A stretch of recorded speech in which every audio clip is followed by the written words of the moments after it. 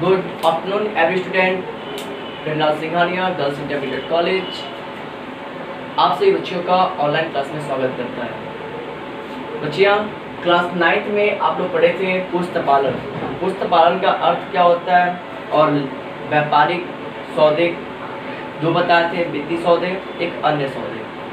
ठीक, पुस्तपालन का अर्थ आप लोग जान चुके थे कि पुस्तकों को व्यापार के क्रय विक्रय को क्रमबद्ध एवं सही तरीके से लिखने की प्रक्रिया को ही पुस्तपालन कहते हैं। ओके, पुस्तपालन का उद्देश्य आज हम लोग पढ़ेंगे। पुस्तपालन का उद्देश्य, पुस्तपालन का उद्देश्य मुख्यतः दो होते हैं, एक मुख्य उद्देश्य, दूसरा अन्य उद्देश्य। मुख्य उद्देश्य, अन्य उद्देश्य। सबसे पहले हम जानेंगे कि मुख्य उद्देश्य होता क्या है।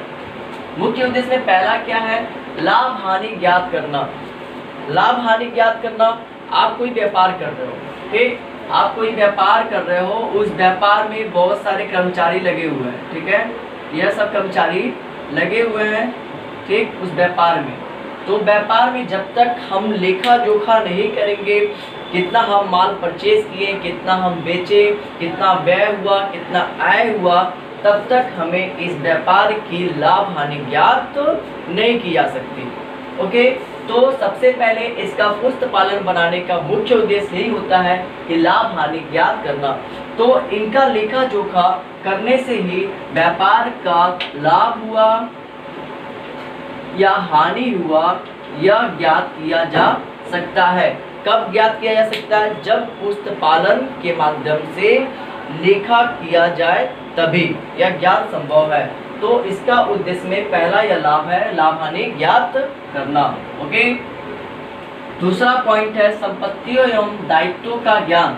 संपत्ति एवं दायित्वों का ज्ञान, जैसे मान लीजिए व्यापार में कोई संपत्ति आ रहा है, ठीक है, व्यापार में कोई संपत्ति आ रहा है तो आप उसकी एंट्री करेंगे। क्या करेंगे? एंट्री, मतलब उसको लिखेंगे, व्यापार में इतनी संपत्ति आया। ओके, और दायित्व क्या होता है? दायित्व को हम इंग्लिश में बोलते हैं लायबिलिटीज। दायित्व ये होता है कि मान लीजिए हम किसी व्यक्ति, जैसे ए है और बी है, ए है और बी से मैंने 10,000 रुपये का माल खरीदा। किससे? बी से 10,000 रुपये का माल खरीदा।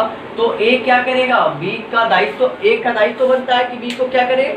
10,000 रुपये भुगतान करे, और 10,000 रुपये की जो संपत्ति आएगी वो हमारे व्यापार में आएगी। तो यह संभव कब है? जब हम पुस्तपालन के माध्यम से प्रत्येक सौदे का लेखा जोखा करें क्रमबद्ध तरीके से। तो ओके, यह इसका दूसरा उद्देश्य था, संपत्ति एवं दायित्वों का ज्ञान होना। तो हम लेखा करने से ही मालूम चलता है कि हमारी संपत्ति कितनी है और हमारे दायित्व कितने हैं, कि हमें कितना भुगतान किसी को कितना करना है। ओके, तीसरा पॉइंट है व्यापार की उन्नति या अवनति की जानकारी।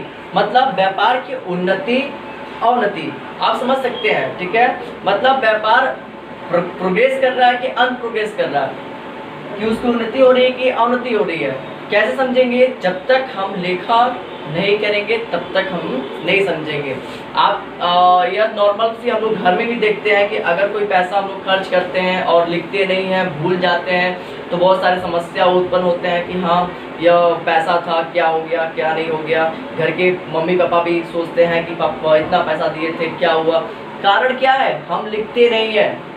कारण यही है, अगर हम किसी भी व्यवसाय में अपने क्रय विक्रय का, व्यय का, आय का समस्त लिखा करेंगे तो हमारे व्यवसाय की आर्थिक स्थिति की हम आसानी से जानकारी प्राप्त कर सकते हैं। ओके, तो वही कह रहा है कि व्यापार की उन्नति या अवनति की जानकारी जब तक हम व्यवसाय में प्रत्येक मदों का लेखा नहीं करेंगे तब तक हम व्यवसाय की आर्थिक स्थिति की उसकी सही से जानकारी प्राप्त नहीं हो सकती। उसे यह नहीं पता हो सकता कि हमारा व्यापार विकास कर रहा है कि नहीं कर रहा है। ओके, चौथा पॉइंट है देनदारों अथवा लेनदार का ज्ञान। अब आप सोच रहे हो सर ये देनदार क्या होते हैं और लेनदार क्या होते हैं। सबसे पहले हम जानेंगे देनदार किसे कहते हैं। देनदार मतलब होता है कि आप जैसे मान लीजिए ए, यहाँ पे हम इसको सही कर रहे हैं, बता रहे हैं आपको, ये समझ गए होंगे। जैसे मान लीजिए देनदार क्या है? देनदार एक विक्रेता है, ए विक्रेता है और बी क्रेता है। ओके, तो मान लीजिए ए ने 10,000 रुपए का माल बेचा, किसको? बी को। तो बी क्या हुआ? देनदार हुआ। बी क्या हुआ? देनदार। मतलब ये 10,000 रुपए का माल देगा तो बी क्या करेगा? इनको 10,000 रुपए भुगतान करेगा। इसे हम बोलेंगे देनदार। तो हम कैसे मालूम चलेगा कि बी हमारा देनदार है? कब मालूम चलेगा? जब हम उसकी लेखा करेंगे। ठीक, जैसे ए ने बी को माल बेचा, ए ने बी को माल बेचा, तो पाने वाला कौन है? बी है। देने वाला कौन है? ए है। तो देने वाला ए है, तो पाने वाले को डेबिट, देने वाले क्रेडिट। अभी इस पे आपको नहीं ले जाएंगे क्योंकि अभी यह नियम आपको आगे वाले चैप्टर में पढ़ाएंगे।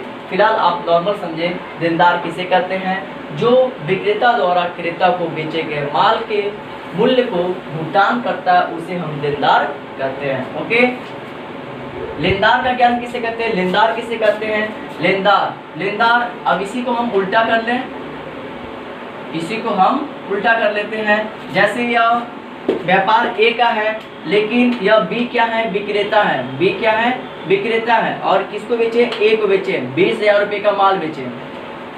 ठीक, यह क्रेता है जो अपने व्यापार को बेचने के लिए, अपने व्यापार में वस्तुओं को बेचने के लिए इनसे माल खरीदा, तो 20,000 रुपये दिए, तो हम क्या है? लेनदार है। क्या है? लेनदार। मतलब 20,000 इनसे ले रहे हैं, लेकिन हम इनको क्या करेंगे?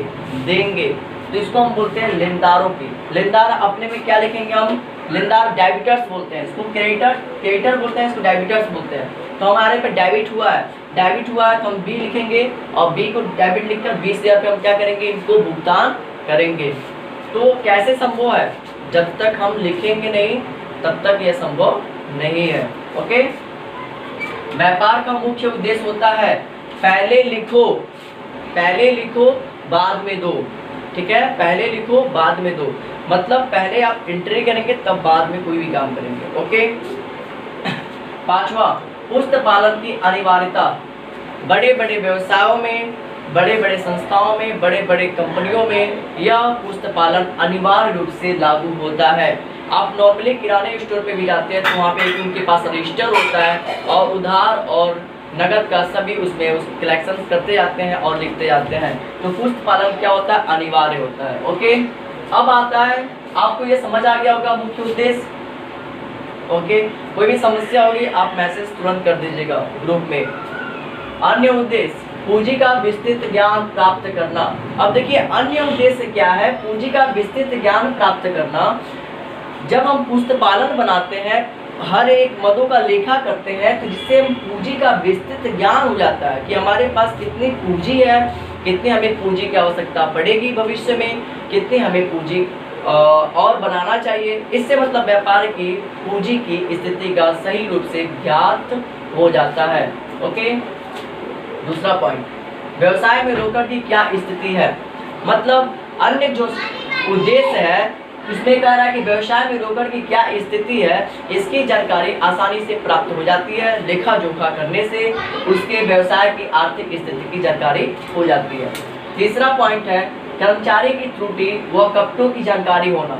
अब मैंने बताया अभी कोई संस्था चला रहे हैं या कोई कंपनी चला रहे हैं, ठीक, आप इस कार्यालय आपका है, यहाँ पे सब कर्मचारी लगे हुए हैं। ठीक है, कर्मचारी लगे हुए हैं और सबका विभाग बटा हुआ है। कोई क्रय विभाग में है, कोई विक्रय विभाग में है, ठीक है, कोई लेखा जोखा विभाग में है, कोई कैश रोकड़ के विभाग में है।